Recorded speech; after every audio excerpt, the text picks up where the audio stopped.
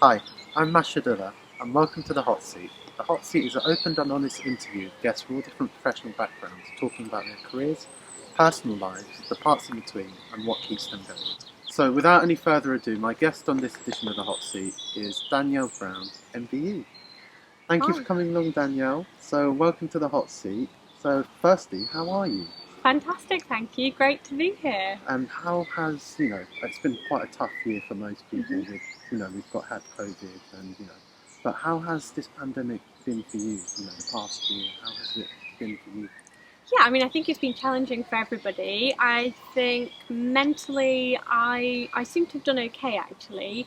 And I do credit a lot of that with the lessons I learned from sport, keeping a positive mindset, actually setting goals to work on and just putting my focus there. So I've been, instead of doing a lot of speaking and training and events as I would do normally, I've been focusing more on my writing, which has been very enjoyable.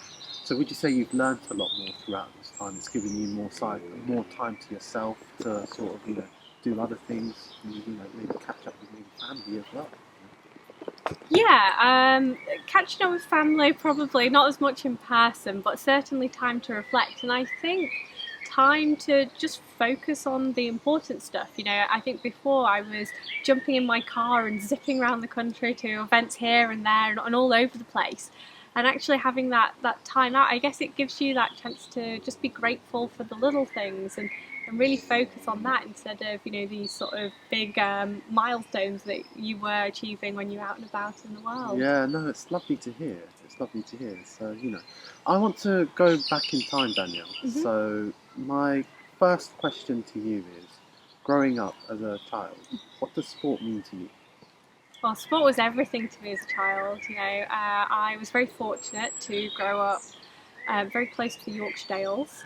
So it was a very rural area, so we had access to the outdoors.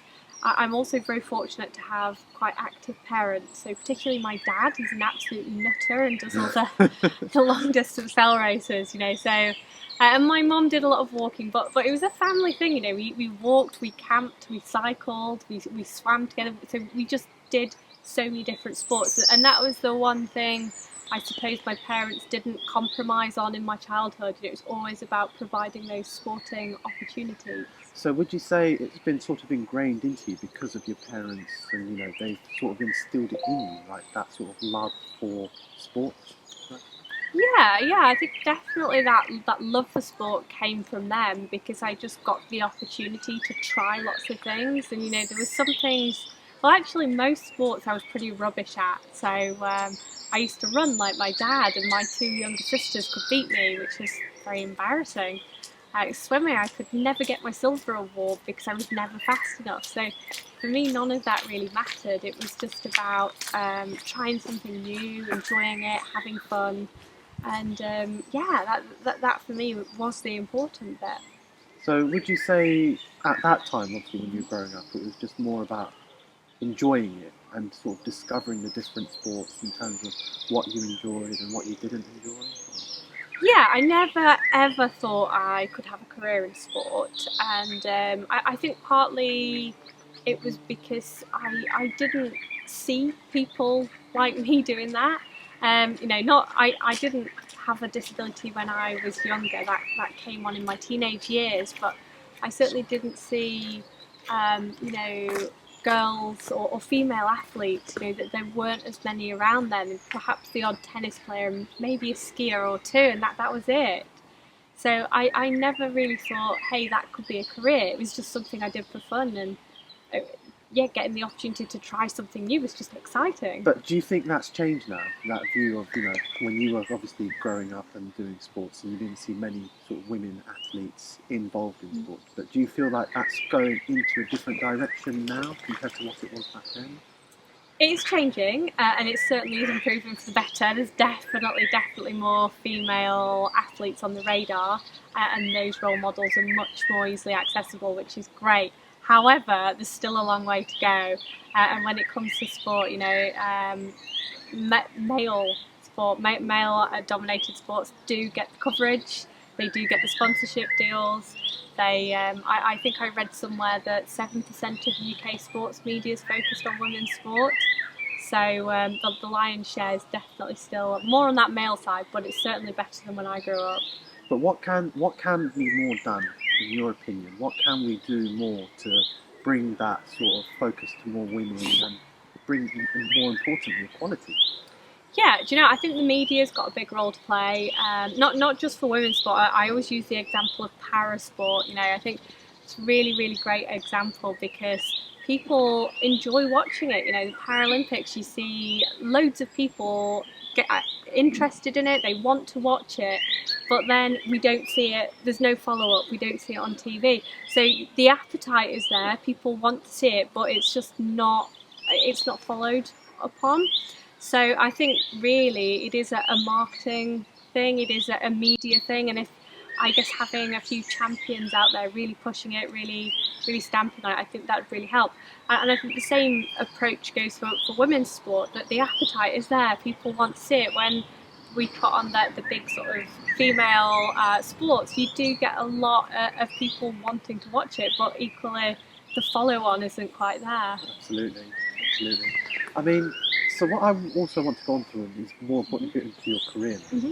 So how did, obviously you grew up with sports, Mm-hmm. so how did this journey start off within archery? How did archery come into your life? Well, I actually got into archery quite late for an elite athlete. I was 15 years old.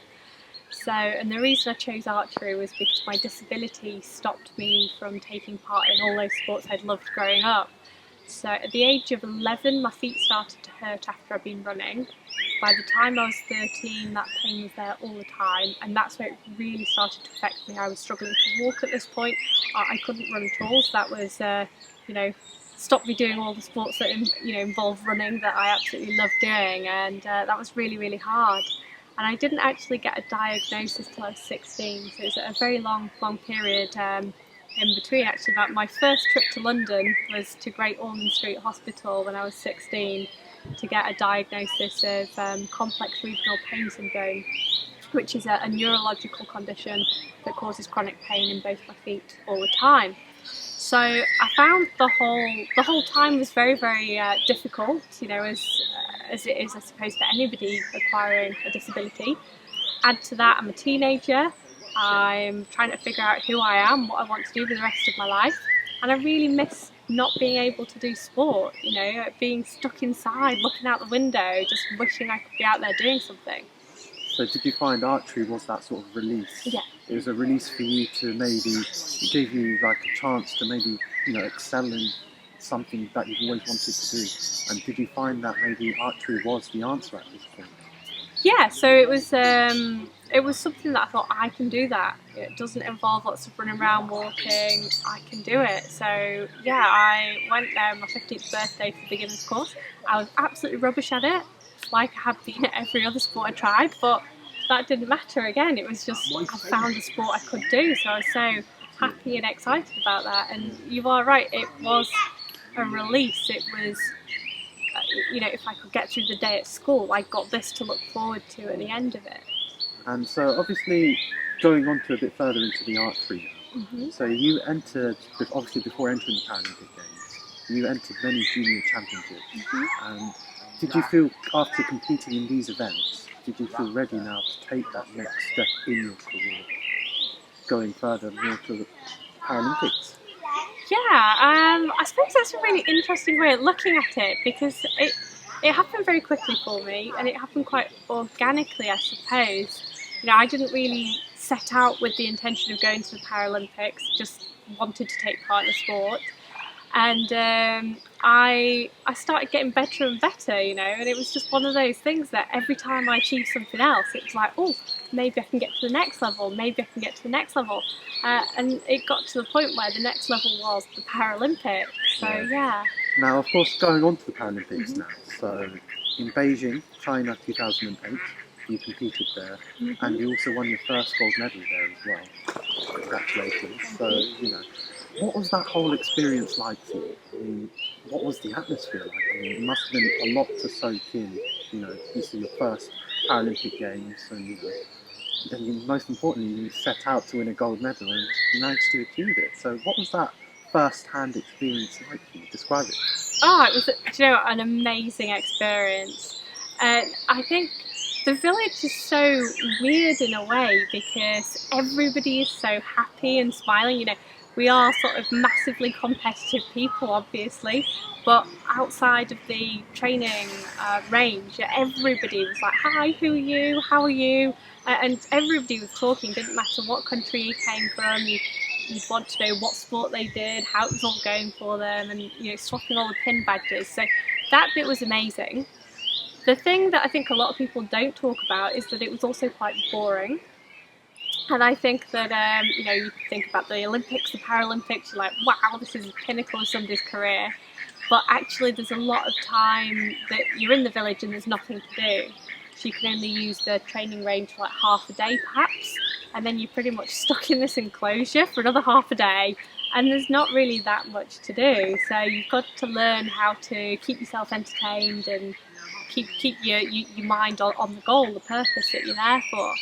But I think Beijing, what really helped and benefited me was just being around other disabled people that were my age or younger or even older, but just seeing the most amazing people achieving incredible things in spite of their disabilities.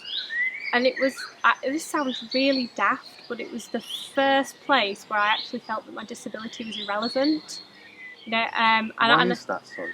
Why do you feel that? Yeah, well, I guess it's really weird because everybody at the Paralympics has a disability.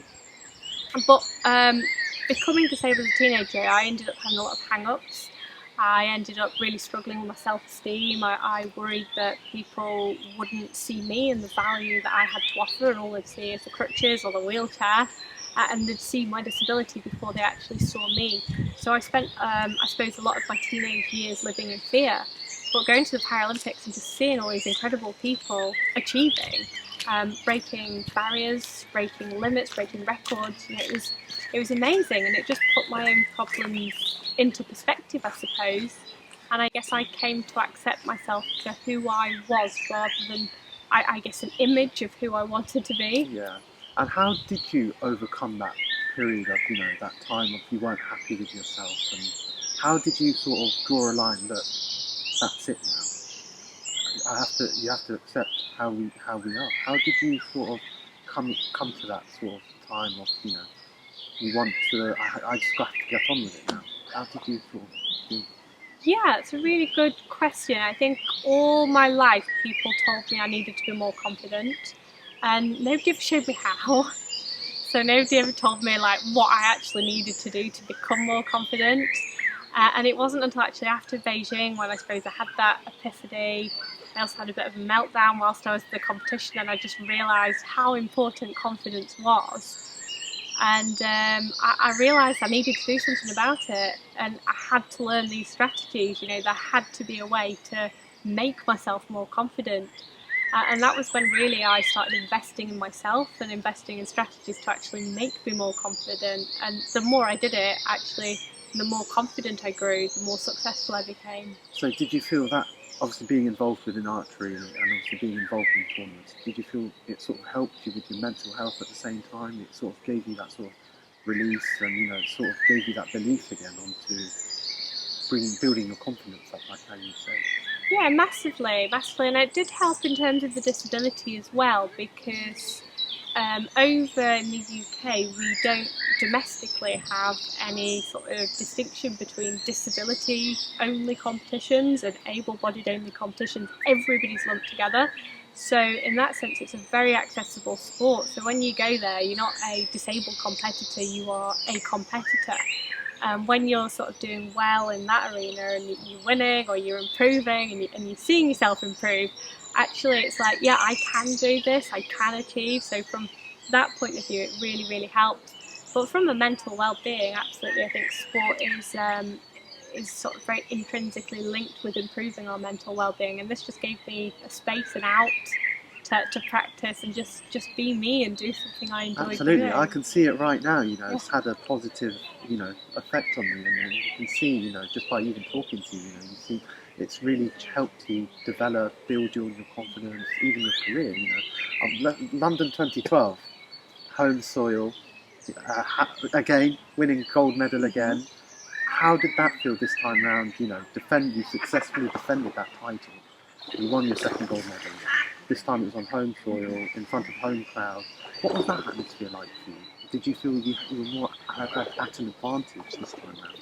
Yeah, loads of people say it's a competitive advantage. I thought it was a competitive disadvantage. Yeah, that home advantage, sorry, home disadvantage it was, because I was under so much pressure to win, and it was a really tough place to be. And I ended up getting rid of all social media apps off my phone, because every time I would just look at my phone just to find out the time, or you know, just to chat to my friends or whatever, I got like loads and loads of messages from people that I didn't know, and it was just so nice of them to take the time out to wish me good luck and whatever. But it just magnified that pressure I felt I was under, because I was the hot favourite, and every single week that year I had at least 2 journalists ringing me up, and they'd ask me that. They'd say, "You're the hot favourite, you must be under a lot of pressure, how do you feel?" And it's like, well, great till you ask me that, thanks.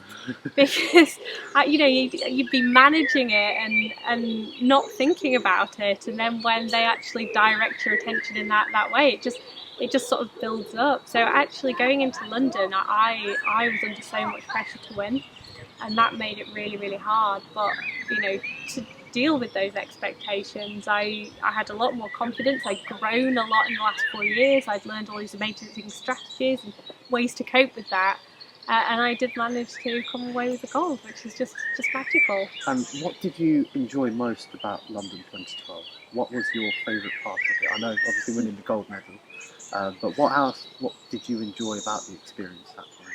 Oh, do you know, it has to be the fact that my friends and family were there in the crowd when I won, and it was the first time that they'd ever seen me compete internationally. So, like in Beijing, I remember I kind of didn't want my mum and dad there until it was the last minute, and it was just by then it was too late. But it was just so nice that they'd supported me all the way through my journey, and I just, you know, it's just like a way to say thank you. You know, you've helped me, you've believed in me, and here, you know, I've delivered. Of course, absolutely. And did you feel like maybe if they weren't there, they'd make you less nervous? Is that why you sort of didn't want them there? Or? Yeah, initially, because I used to do archery with my dad. So when I took it up at 15, my dad joined the club with me. Yeah. And then the next year, my 2 sisters and my mum joined it. So we did it as a family for quite a long time. But Dad would take me to all the competitions, and he'd do them as well. And then if I did have a bad arrow, or he'd be watching me, he'd be like, "What did you do that for?" And it's like, well, I meant to do it on purpose, didn't I? You know, and I think it was just, as you know, I was learning to be an athlete, he's learning to be a support team as well. And yeah, I just worried that if I had a bad arrow in Beijing, all I'd be thinking of is, oh God, Dad saw that, and he's just going to be thinking, what should you do that for? So yeah, and to be fair, I've got 2 younger sisters. The one in the middle was actually preparing to go to university for the first time. So yeah, she sort of, I think a couple of days after I got back from Beijing, she'd gone to Aberystwyth University, which is really cool. So she probably needed that support from Mum and Dad as well. Is it fair to say then your dad was your role model growing up? Yeah, well, I'd say both my parents were amazing role models, but certainly my dad's been brilliant. You know, as I said, he used to do a lot of running, and ultimately he ended up giving that up so that we could do the archery. And my little sister did archery as well. She made it onto the Great Britain team, which was cool. So yeah, we did that together. But Dad really, well, yeah, as I said, both of them supported us. But Dad tended to do most of the running around. What did you like most about your parents growing up, helping you? I really liked that because we did it as a family, we always had something to talk about. So, you know, when you're a teenager, I guess you're gaining that independence and figuring out that identity away from your parents. And I think with a lot of teenage relationships, that can sometimes cause a little bit of friction, because as you know, that, I guess, that whole rebelling as you're trying to figure that bit out. And whilst that did go on to a certain extent, because we always had something in common, there was always something to talk about, which was just really, really nice. Yeah. So, again, after Paralympics, you went on to the Commonwealth Games in 2010. So that Hmm. was over in India. You were also the first athlete from Team Paralympic Team GB athlete to compete in that as well. I think you took again another gold medal. So how did that experience come about? Because obviously at the time I think you were studying as well at Yeah. Leicester University. So again, you were juggling things with your sporting life and your academic life. So how did you manage it? It was a bit bonkers, really. I wasn't intending to go to the Commonwealth, so I always had aspirations of making the able-bodied team because I figured if I can shoot one arrow in the middle, I can get them all there. But that year wasn't it because I was in my third year at university. I really wanted a first-class degree. I knew I was capable of that, and I just thought that this isn't the year, for me to get to that standard. But in April that year, we went to a Paralympic training trip out in Arizona, and yeah, I opened up the season with these two amazing scores. Like, I don't know how I did it. Just sort of opened it up really well, shot PB. The next day I improved it, got another one. I was like, wow, this is a great start to the year. And I got back to my room and I had an email from the person in charge of Team England selection, and they said, oh, you've just got your selection scores. The selection event is next Saturday. Do you want to go? And I was like, well, not really. But I've just spent 10 days out here in Arizona. I managed to get a little bit of studying in, but just not what I felt that I needed to. And I thought spending another day where I don't quite feel I'm at that level yet, I just thought it was probably a bit of a wasted day. But luckily I didn't email back. It was dinner time, so I was telling my teammates, I was like, oh look, I've got this email through, and they were like, take it, you've got to take it. Archery's not been in the Commonwealth Games in, I think it's 28 years. Wow. Yes, it's one of those pick and choose sports. So like, what's the worst that can happen? So I was like, well, okay, didn't really need that much convincing because it's like a day playing with bows and arrows or a day studying. Yeah. So I went to the selection shoot. I was jet lagged because I just literally got off the plane a few days before, and I think I got to sleep at something like 2 in the morning. I was up at 6. I didn't even book accommodation because I just thought I didn't think there was any chance of me actually making the team. Drove up to where the competition was held, and I actually got a new PB, completely shot my socks off, beat everybody there, and I was in for the running for the Commonwealth. So it was just amazing. And a month later, once my exams were all done and dusted, I managed to sort of still keep that going, and I made the cut for the team, which was just insane. Absolutely, and you made history as well. Obviously you took the gold medal, but you were also the first Paralympian athlete to take part in it. But going on to obviously, I think you were planning a third Paralympics, but I think unfortunately the governing bodies, I think they changed some of the rules, as I understand, and I think you did appeal for it as well at the time, but didn't quite get the result you wanted. How did that make you feel? Because you were obviously at the back end that successfully defended your titles in both China and London. Did that sort of dishearten you? Oh, massively. Probably one of the most difficult experiences of my life. Yeah, after London, the International Paralympic Committee said that they were changing the rules around classification, so every para-athlete has to be classified to determine whether their disability is severe enough. And it always passed, and it's kind of one of those really bittersweet moments because you're like, oh, well, it's opened this door, I can go to the Paralympics, that's great. But on the other hand, it's like, I really didn't realise I was this bad. So yeah, it was always quite a tough, very strange experience. But under the new rules, I didn't pass, and it was a very traumatic experience. I was on the physio bed, they were pulling and pushing my feet around, I was screaming in pain, and the physios were like, why is it hurting? You wear socks, you wear shoes. And then when I was in that much pain, I was unable to walk away from the physio bed. They asked me why I was pretending to be paralysed. And that really was my first clue that it hadn't gone so well. So the next day, my team told me, the team manager told me that I'd failed, and that was it. I was no longer eligible for the Paralympics. I remember the first thing I said was, what do I do now? given my heart and my soul to this, and I was like, what am I supposed to do? And the team physio said, with a CV like yours, I'm sure you won't find it very difficult to get a job. So yeah, it was so tough. I think I went through all the different stages of grief. You know, I couldn't believe it. It had taken doctors 5 years to figure out what was wrong with me, what my disability was. And I thought that these physios who didn't necessarily have the best grasp of English, you know, sort of with a very complicated medical condition, and I suppose there's words in there that I don't understand. I just thought that perhaps they didn't get it, so I did appeal it and I did protest it, and we actually made it worse.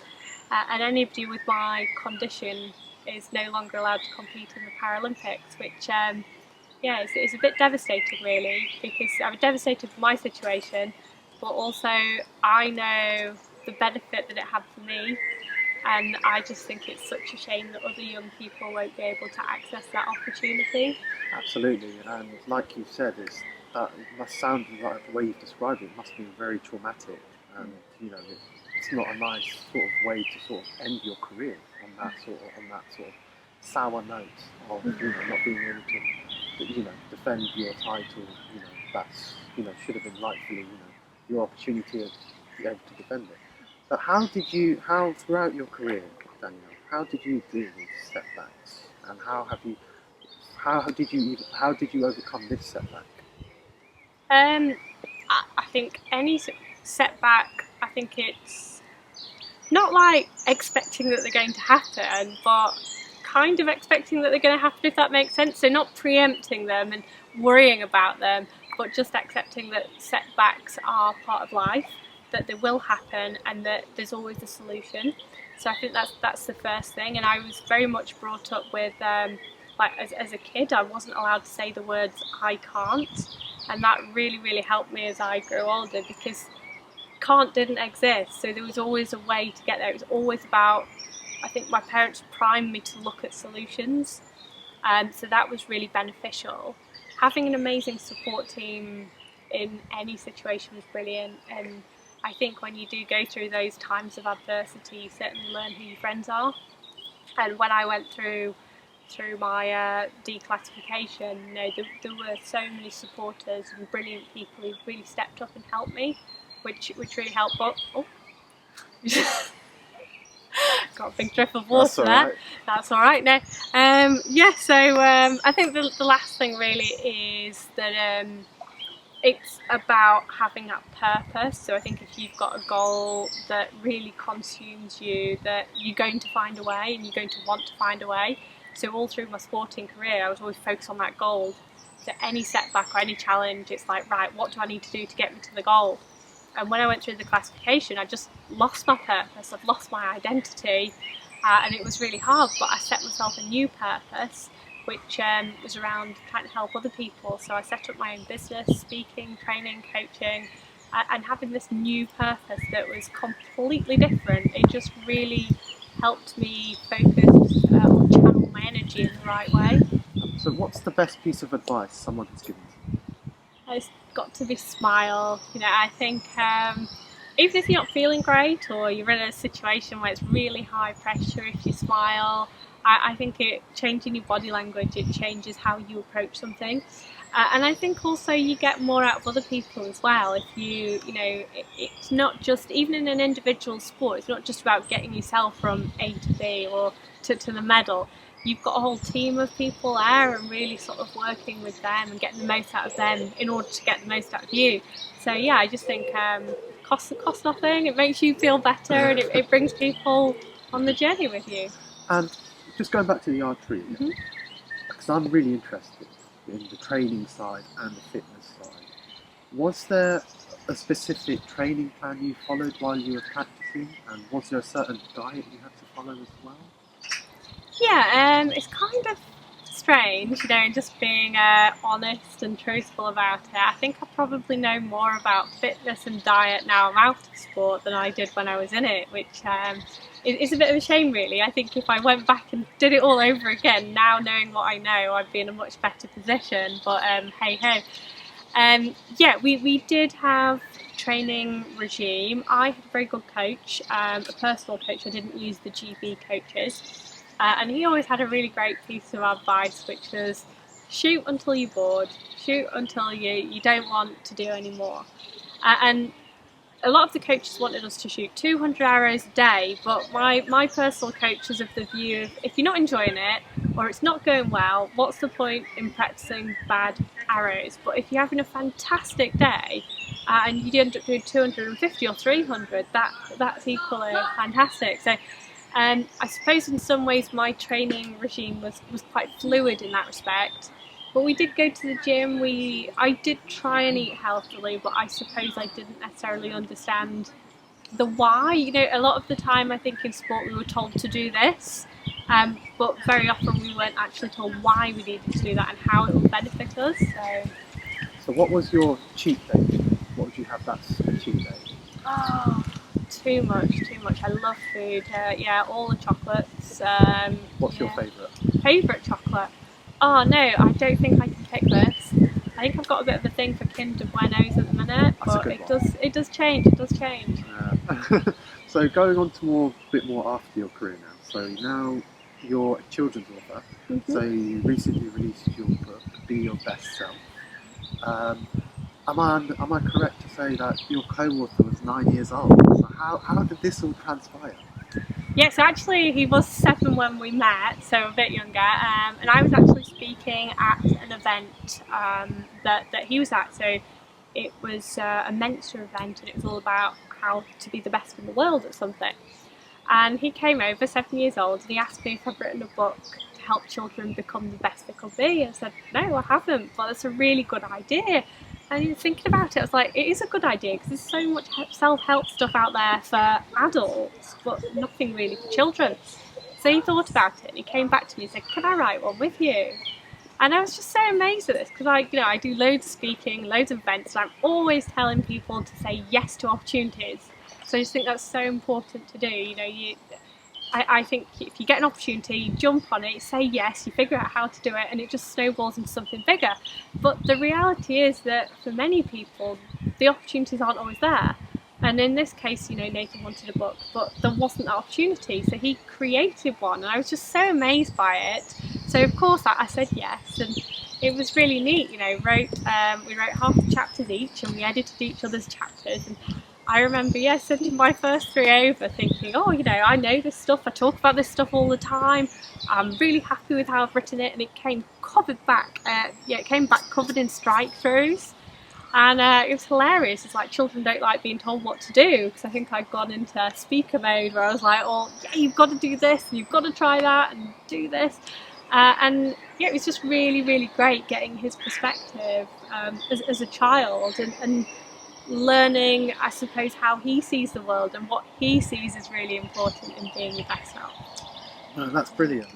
So I guess telling your story in the book has, I'm sure it's inspired loads of children, and it's probably giving you that satisfaction as well. Look, I'm doing something that's going to help young people find themselves.